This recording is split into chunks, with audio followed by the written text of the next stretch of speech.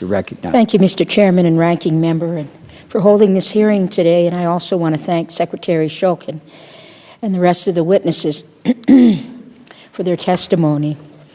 As you know, Secretary Shulkin, one of the challenges veterans in remote areas like the U.S. territories face is a lack of access to care. Not only do they find themselves traveling ludicrous distances to receive VA care, but often the local community is also lacking sufficient health care facilities to meet their needs closer to home. Even if this very important legislation passes and veterans are able to take advantage of community care, little will change if there's no accessible care in their communities in the first place.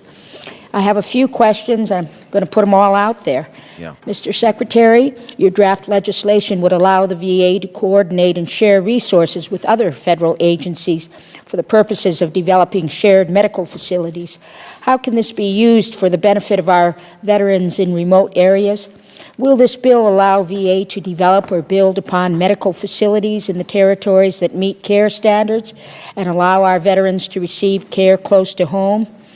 Another proposed solution to provide care for veterans in remote areas is the use of telehealth, as was mentioned, something we're addressing today with Representative Thompson and Brownlee's bill, H.R. 2123.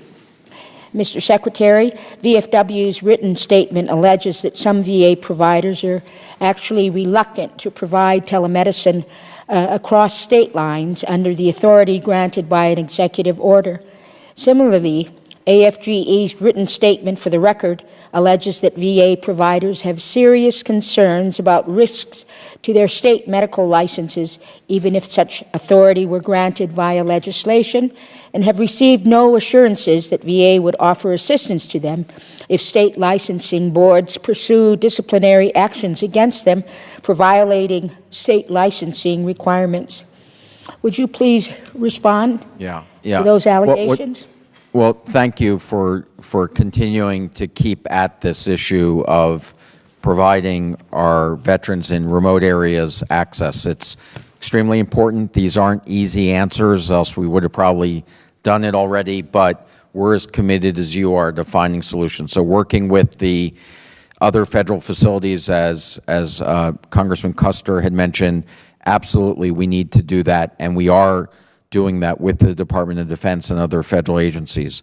On telehealth, I can't give a stronger assurance to our providers that they absolutely will be protected using these telehealth authorities. We have the Department of Justice that has agreed to do that.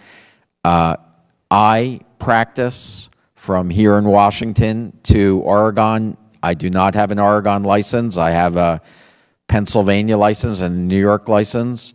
So they can see me doing it, and I want them to feel assured that they can and should be using their medical capabilities to help veterans in remote areas using telehealth. Thank you, Mr. Chairman. I yield back. Thanks, General Lady, for yielding. We've Dr. Shulkin and I came a long way before.